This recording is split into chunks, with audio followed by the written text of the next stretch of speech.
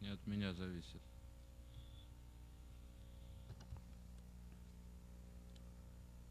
Так, теперь слышно?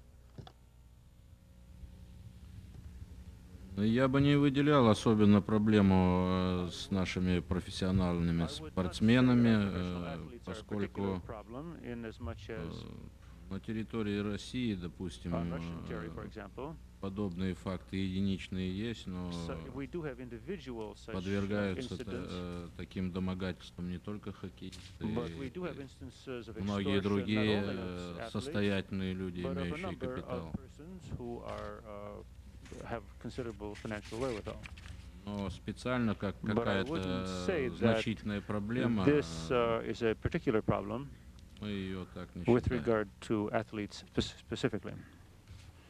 That's our opinion, anyway. I will ask you one further question, Mr. Minister. You testified about the theft of radioactive material from facilities in the former Soviet Union. You also testified that this was not material that could be used for manufacturing nuclear weapons. Are there any cases where material, intellectual property, or have been stolen or sold, to your knowledge?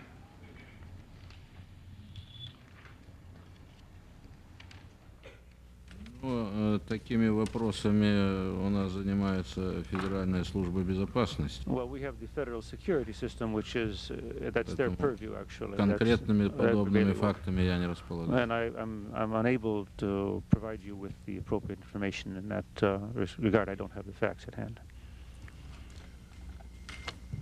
Senator Lieberman.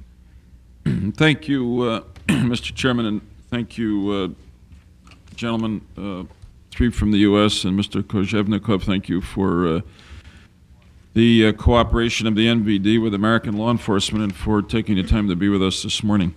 Let me begin with a general question. You know, in the private sector, when a new business comes in to compete with an existing business, either the market expands, or the existing business goes out of business, or diversifies, goes into something else.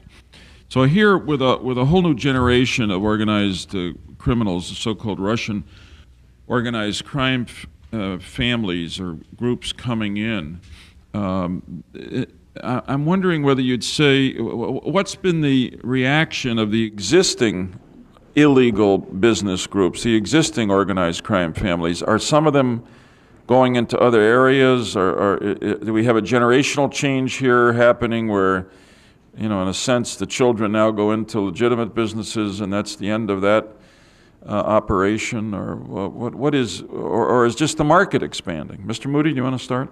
What we see is that, like on the gas tax fraud, that really started with the American La Cosa Nostra. And what we see is happening today is that the La Cosa Nostra will basically franchise the operation to the Russian groups and get a kickback. So everybody makes money. We don't see Russian groups coming in and trying to vie and fight for territory with other organized crime groups. They enter into cooperative agreements. There's enough money out there to be stolen by everybody, and they share the profits. Mr. Federico or Mr. Weiss, does that conform to your perception of what's happening? That exactly conforms to what we have seen. Mr. Moody says that the Italian mafia, if you will, in New York started the idea of the daisy chain that we described. They then used the abilities of the Russians who had purchased the retail service outlets, and that was a perfect forum for the Russians to get into that. They pay tribute to each other and in fact share the illegal profit. Same. I don't have anything to add. Okay, so the the age of mergers has reached illegal activities as well as legal activities in this country, apparently without the same effects of downsizing that occurs in the private sector. Much more efficient. Much more efficient. The employment opportunities continue to be vigorous. They are expanding, they're not They're- downsizing. Yeah. In that regard, I was interested in the testimony, Mr. Weiss, about the interception that Customs has done of heroin and other illegal drugs that have been transshipped through the former Soviet Union, the former Warsaw Bloc. First question, do you have a sense of how significant a proportion of the drugs coming into the U.S. are coming through this so-called Russian organized crime network? I mean, we tend to think of the drugs coming in most significantly from Latin America, although I know that's more complicated than that. It's difficult to quantify at this point, Senator, but I would say at this point it's very small in terms of total percentage, but growing, and growing at a fairly fast pace. Were you tipped off in the case that you described by law enforcement authorities from former Soviet Union or Warsaw Bloc countries as to the transshipment of illegal drugs, or was that discovered here on point of entry? We have various cases that are working, but that one in particular, we did have some undercover information, and we have had cooperation with other law enforcement organizations in the former Soviet Union. And am I correct in hearing your testimony, that the level of that cooperation with law enforcement in the former Soviet Union is going up? Yes. It's becoming more extensive.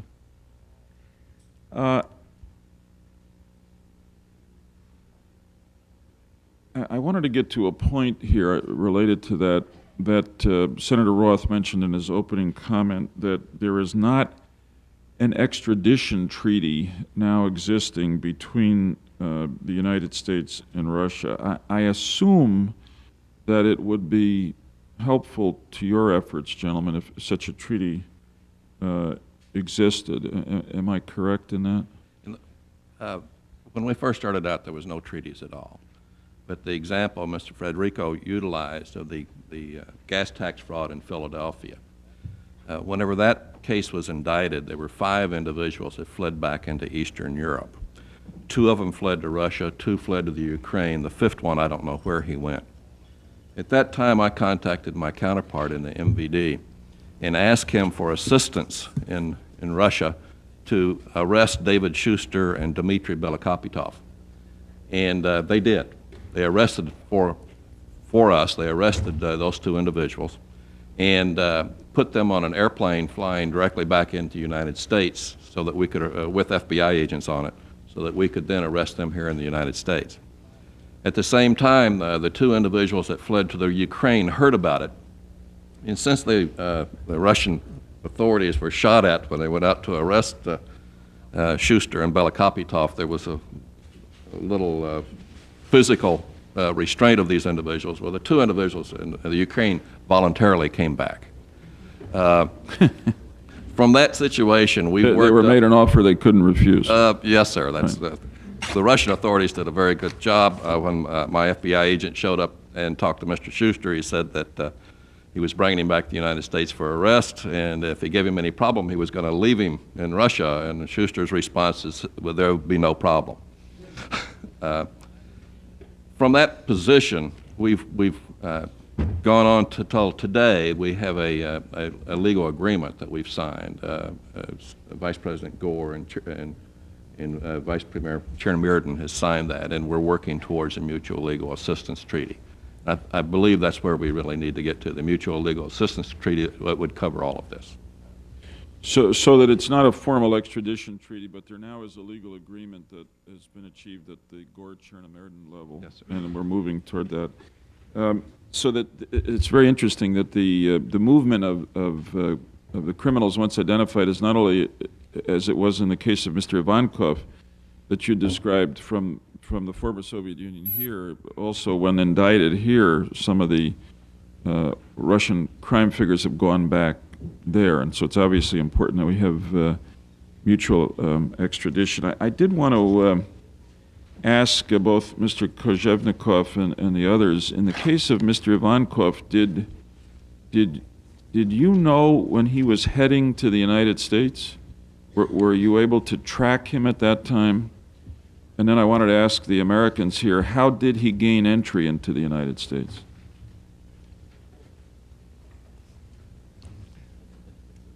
If I may answer, we're not sure exactly how he gained entry into the United States. The Russian authorities told us that he's coming and that he came into the United States. We're not exactly sure. We know that he went in and out of the United States a number of times. The Russian authorities told us about him and basically where he was located and enabled us to start targeting him for investigation that ultimately led, with their cooperation, to his indictment. And I believe he goes on trial this month.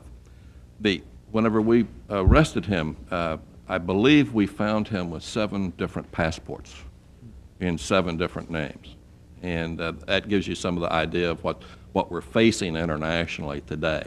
With the rapid communication systems, with the rapid ability to travel internationally, and with the counterfeiting, or a lot of these passports are legitimate passports in a number of different names, it's very difficult to keep up with these individuals.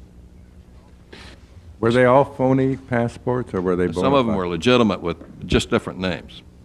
So that, for instance, it wouldn't necessarily help. In other words, they're unlikely to be coming in under their real names. So I'm wondering to what extent it would help if in this cooperative relationship you have with Russian authorities, well, you had the immigration officials, for instance, had a list of the names of members of organized Russian crime families. We have received lists of names from the Russian authorities and provided them to immigration to help keep these individuals out. We've also provided it to the State Department as a screening mechanism. Has that had any effect in the sense of apprehending any, or are they coming in mostly under assumed names? It's, if I may, it's had more of a deterrent effect. It makes it a little bit more difficult for them to come in. And there are certain very well-known individuals who are trying to come into the United States that have been barred from coming into the United States. Very well known as organized crime figures Yes, sir. in Yes, sir. in Russia. And again, are they attempting to come in to escape prosecution in Russia, or are they just coming in because it's better business? Mr. Kojevnikov. Я могу сказать, что вы правы в необходимости более, значит, глубокого обмена информацией, который располагает и та, и другая сторона. Мы сейчас по просьбе ФБР как раз готовим, значит, списки тех лиц, которые, по нашему мнению, выезжают в Соединенные Штаты, собираются заниматься planning to move to the преступлением. United States to engage in criminal В activities. ближайшее время передадим. Но нам бы And we тоже intend to hand it хотелось over in the near иметь future. более подробную информацию о наших But we'd like also to get similar бывших information гражданах, которые on former здесь citizens who are осуждены, already привлекаются here now and к have been convicted, ответственности, чтобы с учетом этой информации, that we might be able to use this information for our own purposes. В общем-то, мы идем On в the этом whole, направлении. I'd say более we're moving in тесного this сотрудничества. direction of closer cooperation. Well, that's good news for both sides, and I hope it will continue. May I ask you just this question? You alluded to it in your testimony. There's been a general impression given that the Russian organized crime figures here in this country are not operating, at least at this point, in a tightly structured organization, that they're more individual illegal entrepreneurs. Do you have any evidence that the Russian criminal figures are sending members of their groups over here to go into this, or is this, and are there continuing relations, economic or otherwise, between the crime families in Russia and those Russian organized crime figures here, or is it totally a separate, independent operation in the United States?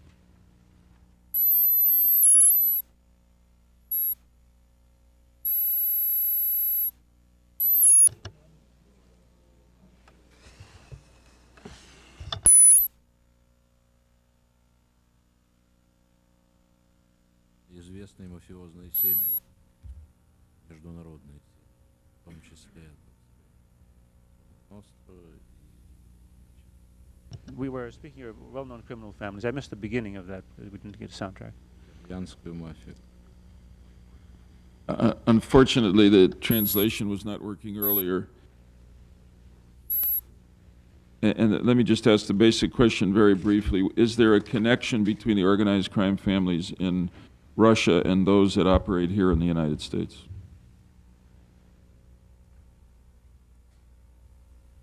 Мы располагаем We have at our disposal начальной разведывательной информацией preliminary о том, что такие intelligence контакты to the effect происходят. that such contacts are taking place. Thank you. I have a final question to a gentleman from the U.S. Law enforcement. As to the violence that is being committed by members of Russian organized crime, is it, as we had become accustomed to experiencing in earlier groups, primarily within the groups themselves fighting for turf, or is violence used against non-members, against targets of extortion or other criminal activities by Russian organized crime in the United States? We see the use of both. In the case out of Philadelphia, I believe 10 Russians were killed. They were killing each other during that investigation.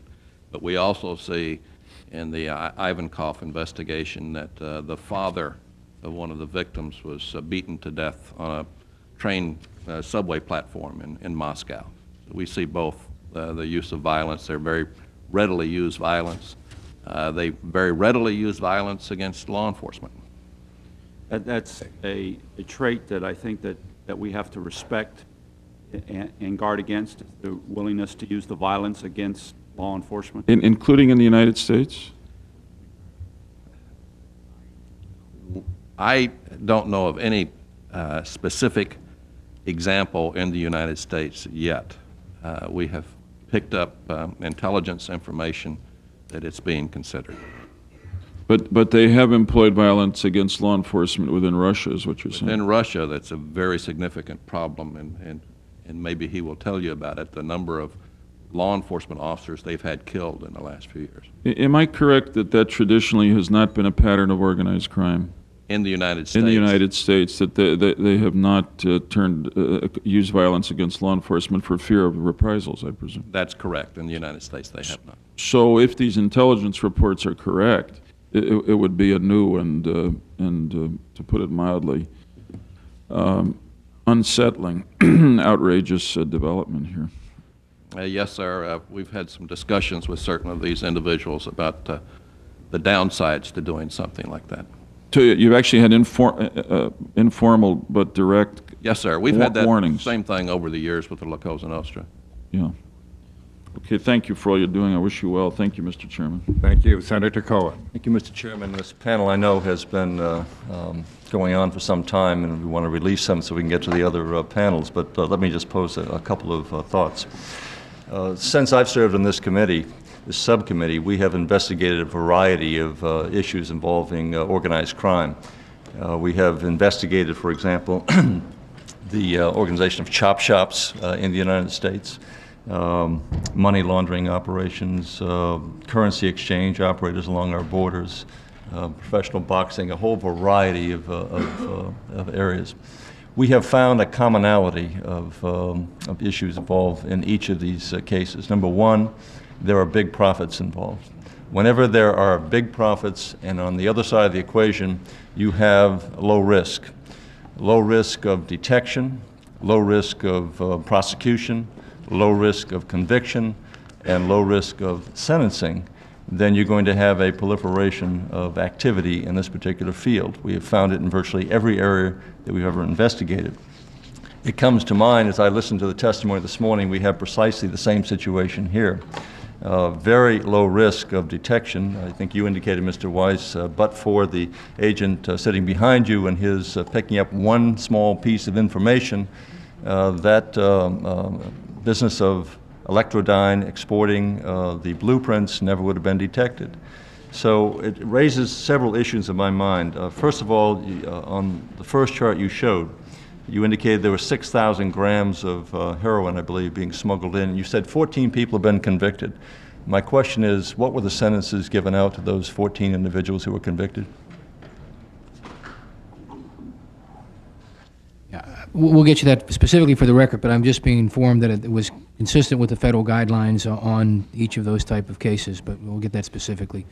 But your point is well taken. It probably, Well, one might raise say it it's in not this severe connection. enough. Whether it's, we're talking about heroin smuggling, whether we're talking about auto theft, military equipment coming back into the United States, the question is, what are the chances of being detected, successfully prosecuted, and if prosecuted successfully, what is the sentence going to be? And I raise this in connection with Mr. Kozhnikov, and I'll turn to him in a moment. But I read the memoirs of Anatoly Sharansky.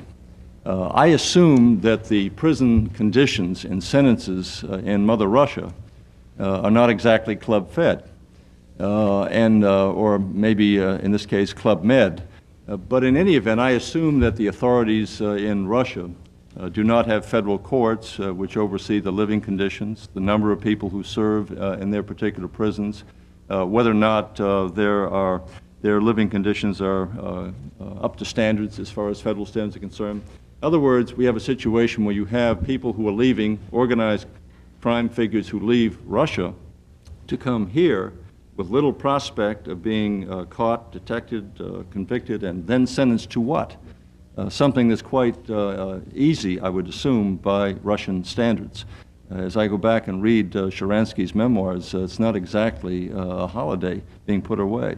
So I raise this as an issue because it seems to me you've indicated, Mr. Moody, this is in the initial stages.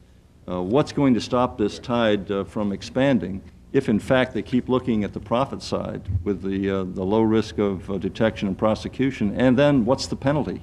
What is the penalty going to be?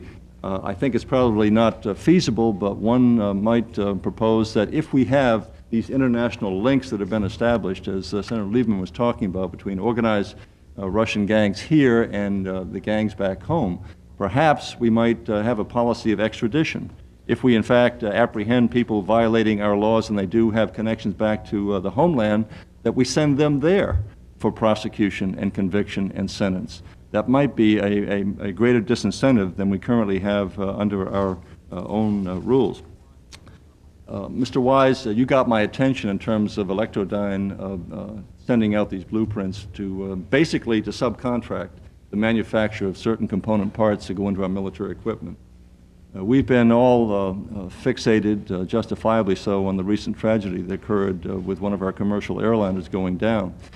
We've had evidence, for example, that suspected unapproved parts are making their way back into the commercial airline industry, and that's cause for concern for all of us. But if you think about the implications of allowing parts to our military equipment being factored out or subcontracted out, coming back in, it would seem to me to make logical sense for a foreign military or intelligence operation to, in fact, encourage organized criminal groups to be manufacturing parts to come back into the United States to go into our military equipment.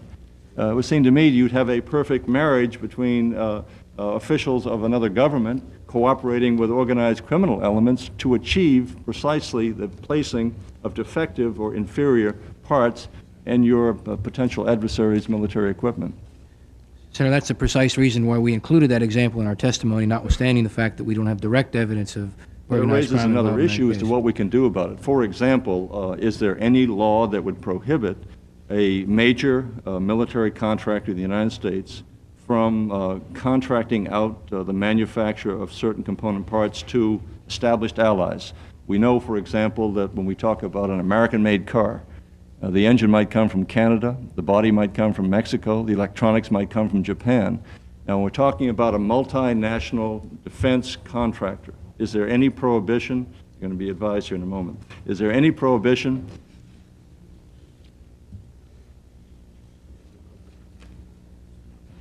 Okay.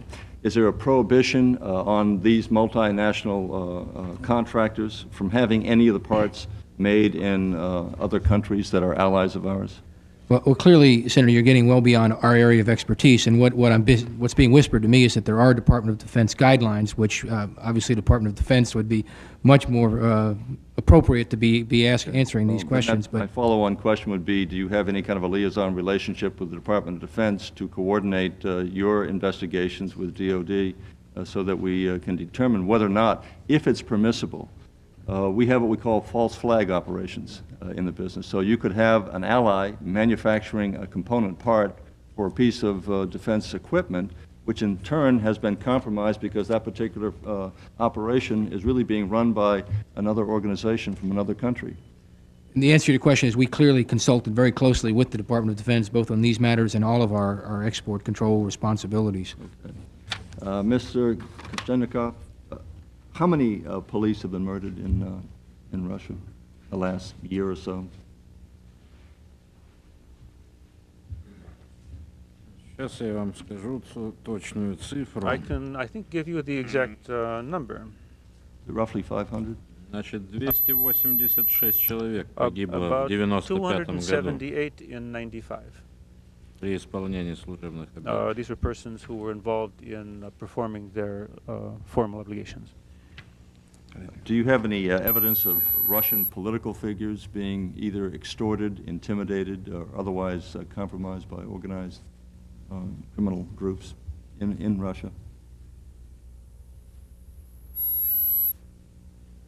Ну, если говорить о каких-то известных политических Well, if we want to speak деятелей, about таких данных у нас well-known нет.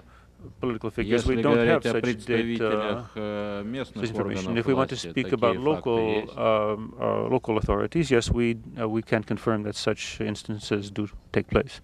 And we know that organized Chechen groups operate in southern Russia, are involved in a produce inventory operation.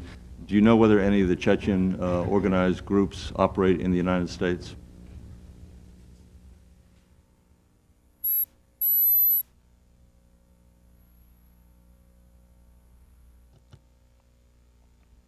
Ну, по чеченцам в США у меня такой информации I have нет. no information on Chechens in the United We've States. arrested Chechens in the United States.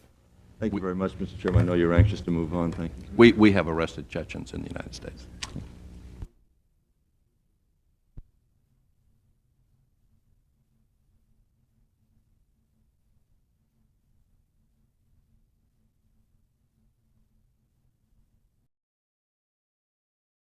Case of the professional hockey player Alexei Zitnik, why didn't he go to the police after he was threatened? Because he don't trust police. Nobody trusts police in Russia, and he just go another powerful criminal group who protect him. And no trust in the police Yeah. because of his past. Yes. You testified that many of the criminals who have arrived not long ago in the United States are more violent than the older generation of criminals from the former Soviet Union. What's caused this change? Because the new criminals who arrive in the United States, they're less educated, more violence, and disorganized, and ready for any job to make money. Now, you also stated that you heard of a Russian godfather who recently arrived in the United States.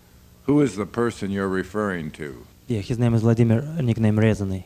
He's godfather and friend of Ivankov. And we've heard testimony that Ivankov is one of the most powerful Russian organized crime figures to come to the United States. Why did he come to this country? To my understanding, I think this is the two reasons. The first, he tried to escape from Russian law enforcement, and second one, he don't want to have been killed like a lot of his friends.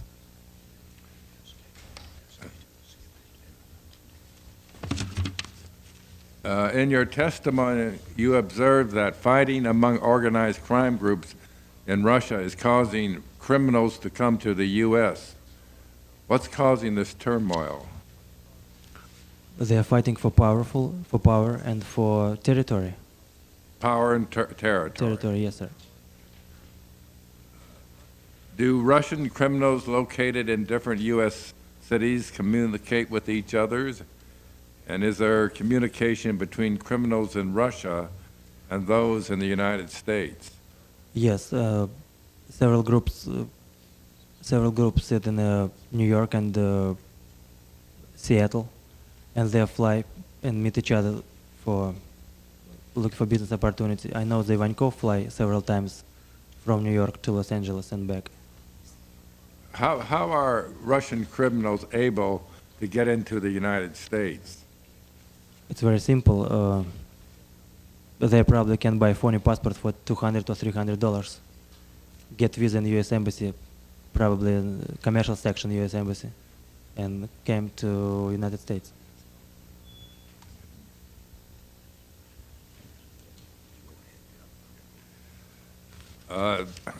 That's all the questions I have. So if you'll...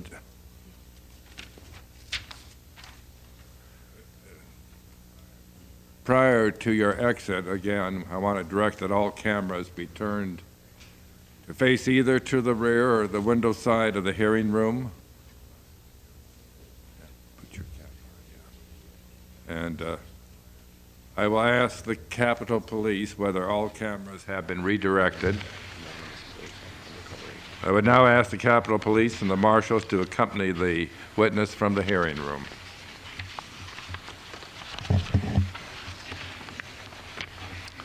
Our final witnesses are a panel of local law enforcement officers who specialize in investigating Russian organized crime cases in the United States. One of these witnesses is an undercover officer who will be testifying anonymously from behind a screen and with the benefit of voice distortion to protect his identity. Again, it's my understanding that members have been advised as to the location in the hearing room where cameras will and will not be permitted during the course of his testimony in order to maintain security. So this time I direct that all cameras be turned to face either to the rear or to the window side of the hearing, and ask whether the Capitol Police, whether all cameras have been so directed.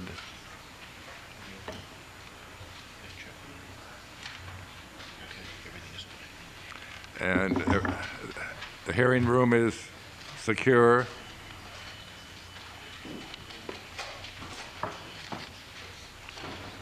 Is that? Yes, he said. Well, the witness may be brought in.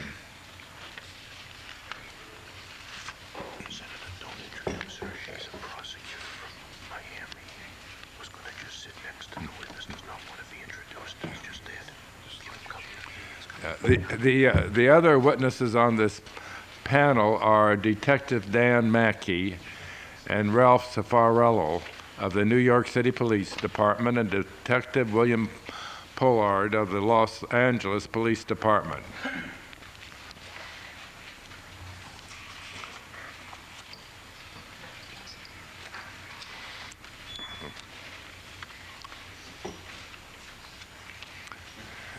Have the others come forward?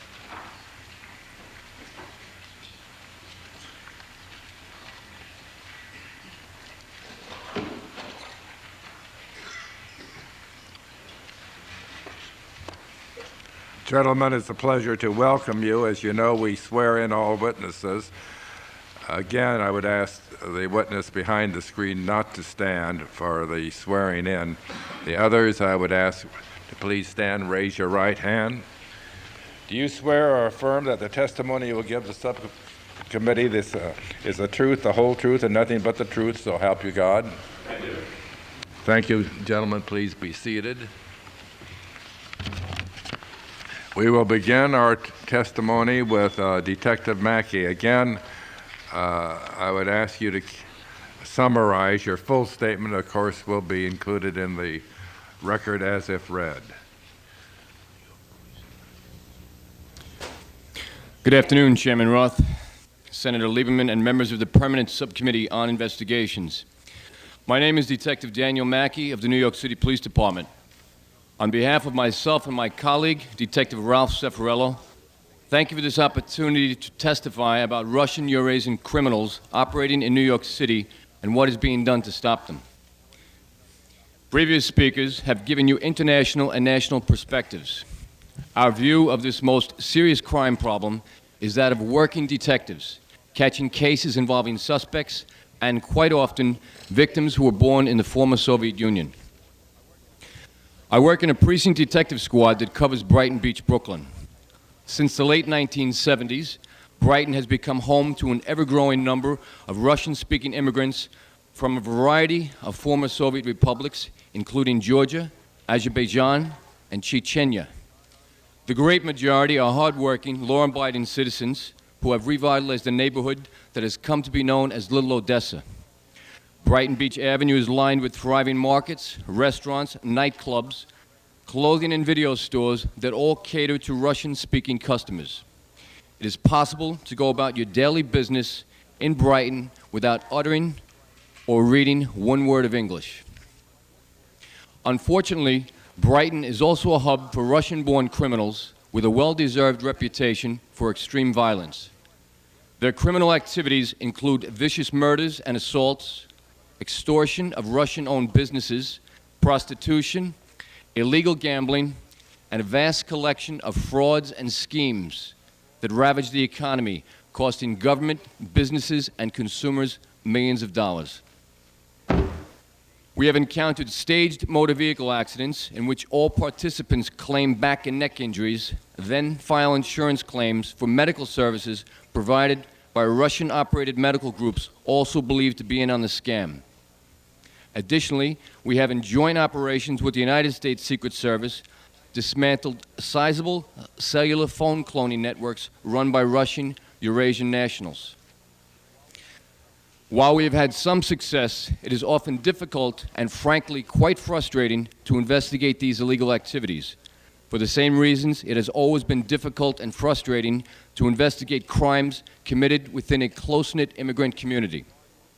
To a large extent, the criminals count on language as a barrier, as well as a presumed reluctance on the part of fellow immigrants to cooperate with the police, especially if the police in their homeland were viewed as agents of an oppressive regime. The NYPD has relatively few police officers and investigators who are fluent in Russian. The language barrier may hinder an investigation in several ways. The first officers or detectives to arrive at a crime scene may have to scramble for translators. And it's tougher to field traditional undercover operations used in public morals cases. For example, Russian-run brothels are extremely lucrative, but do not cater to non-Russian clients. We have attempted to use undercover Johns who do speak Russian, but even they require an introduction from a credible go-between, which has been proven difficult to obtain. We have investigated numerous cases involving the extortion of Russian-owned businesses, sometimes referred to as window insurance or protection money. It is not uncommon for complainants in these cases to cooperate only up until the time an arrest is made, then refuse to follow through on the prosecution. When the crime is murder, witnesses willing to cooperate are also scarce. At this time, I'd like to introduce Detective Cefarello, who will provide a brief overview of our experience with murder investigations of Russian crime figures. Good afternoon. My name is Detective Ralph Cefarello. I'm currently assigned to a new citywide investigative unit specifically created to combat the criminal activity you're hearing about today. In the past 15 years, there have been a total of 42 murders and 24 attempted murders in New York City known to be linked to Russian Eurasian criminal organizations. Many of the murder victims served time in prison in the former Soviet Union, or were known to engage in criminal activity there. Several were accomplished athletes in contact sports such as wrestling, boxing, or one of the martial arts. Commonly, the motive for these murders involves disputes over profits from illegal activities and turf battles over extortion rights.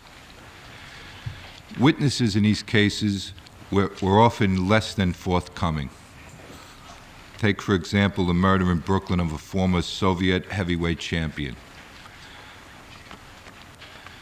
This individual, who was involved in strong-arm extortion and narcotics trafficking, was shot and killed in front of a Russian nightclub on Brighton Beach Avenue. He had been among some 75 guests at a private party. His killer had also been present during the festivities. We talked to everyone who had been present at the party. The story was the same, interview after interview. No one saw or heard anything. No one could identify the victim. No one could identify his killer.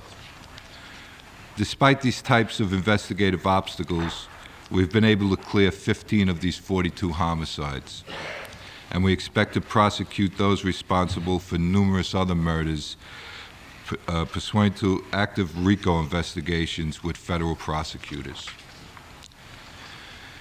It is important to note that cooperation among local, state, and federal law enforcement agencies remains an essential ingredient in any successful strategy to address this problem. NYPD detectives meet regularly with representatives of other agencies. These information-sharing sessions have proven quite productive. Finally, thank you for your interest in a crime problem we are working so hard to eradicate. We already enjoy the leadership and support of Mayor Rudolph W. Giuliani and Police Commissioner Howard Safir. Any additional federal resources you could send our way would be greatly appreciated and well used to permanently stunt the growth of Russian organized criminal activity on our shores. Thank you, Mr. Seffarello. Mr. Pollard. Good afternoon, Senator Roth, members of the subcommittee. I'm Detective William Pollard of the Los Angeles Police Department Organized Crime Intelligence Division. I will present abbreviated remarks regarding organized crime in the Los Angeles area, and I request my full written statement be entered into the record. Russian organized crime is a term covering more than 150 ethnic backgrounds and 120 languages. The common denominator is the Russian language, spoken by most due to the Soviet rule for 70 years or so. Historically, in the greater Los Angeles area, the problem started in the mid-70s, when the Soviets released Russian Jews and Armenians, and they came to the United States as refugees. In these groups of immigrants were criminal elements that upon arriving here continued their criminal activities. In fact, some of the immigrants that were admitted as Jewish refugees were not even Jewish and had spent time in Russian prisons. At the same time, Armenian refugees were also arriving in the United States with a similar pattern, having a percentage of criminals. It is also believed that the Soviet Union used the refugee program to send KGB agents and operatives into our population. Since the breakup of the Soviet Union, we see a much more diverse ethnic background in the criminal element coming here. Currently, in the greater Los Angeles area, has the second largest Russian-speaking population, excluding Armenians, in the United States, and the largest population of Armenians outside of Armenia. The city of Glendale, which adjoins the city of Los Angeles, finds that 25% of their population is Armenian, with half of those being Soviet or Russian Armenian. Along with our resident populations, there is a growing number of tourists or shadow people, this being transient individuals that come and go, many times involved in criminal activities. While in the past no real structure was observed in the Jewish or Armenian groups, today investigators from both Los Angeles Police Department and Glendale Police Department see a growth of structures in several Armenian criminal groups. Other Russian groups still do not appear to have a structure in the United States, but seem to be arms of structured groups in the former Soviet Union. This lack of observable structure is the main reason for law enforcement in Southern California did not see Russian organized crime as an upcoming problem it is today. Over the years, what was first seen as the career-type criminals committing extortions on their own and frauds against our society with a small amount of violence has changed to a very sophisticated major frauds and a high degree of violence.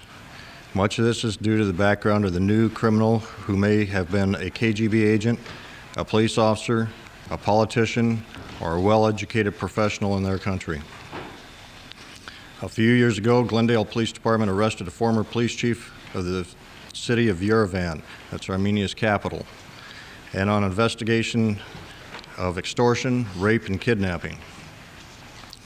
Some examples of the types of criminal activities that have been investigated by law enforcement in the greater Los Angeles area are: in 1983, a Russian businessman indebted to organized crime figures for $50,000 at a 30% interest rate. Through the next 8 years, he has to borrow another $70,000 to make payments. He also, during that time, he repaid $480,000. In 1991, he and his family are being threatened by organized crime figures for repayment, and he finally comes to law enforcement for help. Suspects were arrested, and we had 2 convictions on that. 1991 is also the year that the Smushkovich brothers were arrested after a task force investigation involving federal, state, and local agencies. The medical fraud included false billing through mobile medical laboratories and doctors' offices. This was the largest medical care fraud case in U.S. history. Fraudulent billings were in excess of $1 billion. 1992, 2 Russian visitors to Los Angeles who had been made indentured servants in a scheme to commit frauds with checks and credit cards wished to return home to Russia. The Russians running the scheme would not allow the visitors to leave and held their passports and visas. An argument ensued, and the visitors murdered the 2 Russian captors.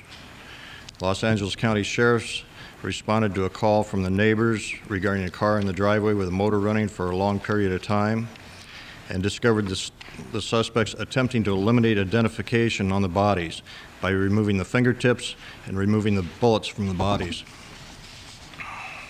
1994, a group of four Armenians had been extorting, kidnapping, and in general terrorizing the Armenian community for the past 13 years, were arrested and convicted. 1995, a task force of Los Angeles office FBI, IRS, Department of Defense, California Department of Justice, Los Angeles Police Department, and Long Beach Police Department investigated fuel tax fraud that also involved using fraudulent IRS forms, rigging fuel pumps, blending additives to extend fuel, and is concluded by arresting 25 on various RICO violations. The ringleader, Joe Mikhalian, was identified as the godfather of the Armenian Mafia in Los Angeles. Current joint investigations are underway with the Los Angeles Police Department, the Glendale Police Department, and the FBI on a number of murders involving the garment industry. There have been 5 murders, 5 attempt murders, shootings, bombings, and extortions in the Los Angeles Glendale communities that are believed to be related to organized crime in the garment industry. Of all these crimes, there has only been 1 conviction for murder. There are numerous investigations by several agencies into ongoing medical frauds, many of which have spread into other states as pressure is applied in Southern California area. These frauds seem to be based on staged or manufactured auto accidents and involve not only doctors but attorneys as well. Law enforcement is trying to combat the rapidly growing problem in the area of Russian organized crime by working together on cases, forming task forces needed to solve a problem, and in 1991, the Los Angeles Police Department, the Los Angeles FBI, and the Los Angeles County Sheriff's Office organized a regional meeting of law enforcement professionals known as the Soviet Organized Crime Intelligence Team, or SOCIT. California Department of Justice has been taking information from all sources and building a database on Russian organized crime to benefit law enforcement in tracking the problem. They were also instrumental in organizing 2 more groups for information sharing in Northern California. Some of the problems for law enforcement in dealing with a new criminal include the lack of trust in the community for law enforcement based on their experiences in the old country. Immigrants are subjected to threats from mafia members and feel that they have nowhere to turn. Law enforcement must make inroads into the community to build trust. They must also interact with other agencies on local, state, national, and international levels to counteract the highly mobile and violent Russian criminal that today deals with any other crime group in the world to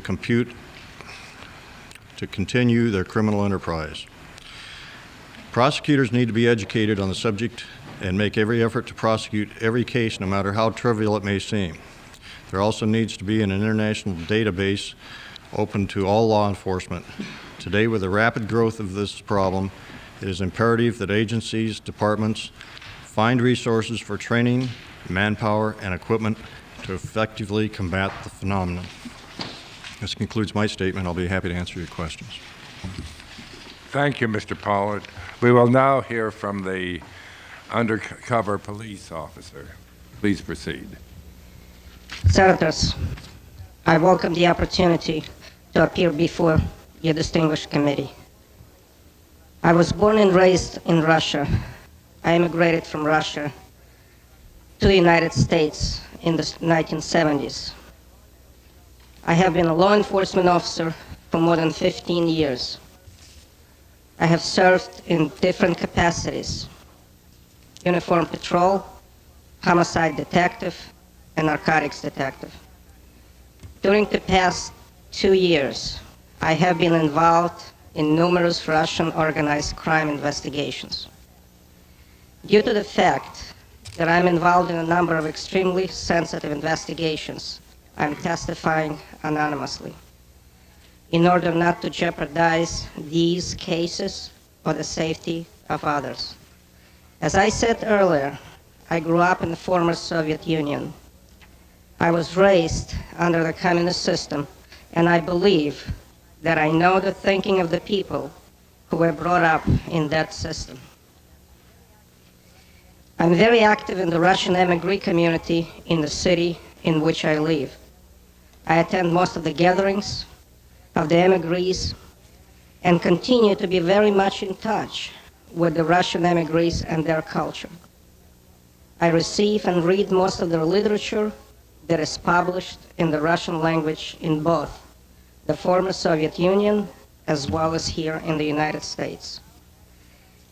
Now I would like to touch on the subject of the difference between the cultures in the republics of the former Soviet Union and the United States. During the communist regime, for many people in the former USSR, the moral values accepted in a free society were, quote, destroyed, end quote, maybe with a few exceptions. Russian people grew up with the understanding that stealing something from their place of employment is not a crime. Maybe because one was not stealing from a friend, but rather from a system. They also grew up with the understanding that the rules were made to be bent or bypassed. That mentality, philosophy, and upbringing explains why some of the Russian emigres, many of whom were educated family people, got involved in white-collar type criminal activity here in the United States. Up until perestroika, the method by which success was judged in the USSR was the level of person's education. Doctors, engineers, teachers, scientists were all accorded a somewhat higher status in society. Wealth was not a factor, as a worker in a factory was making as much money as a doctor did. And the people who did make money in the underground economy of black market operations were concealing their wealth. After perestroika, this situation was reversed and the wealthy people rose to the top of society. With perestroika, organized crime flourished in Russia. Now I would like to explain how these criminal groups emerged. there were a number of young people who were energetic but impatient or unable to build up their own business over a period of time. These people started to form criminal groups based on their affiliations with neighborhoods, cities, or ethnicity. The groups were led by either professional criminals or people with leadership abilities and similar interests. These groups started to prey on the new Russian business society. They continue to grow, and some of the criminal organizations are now several thousand members strong.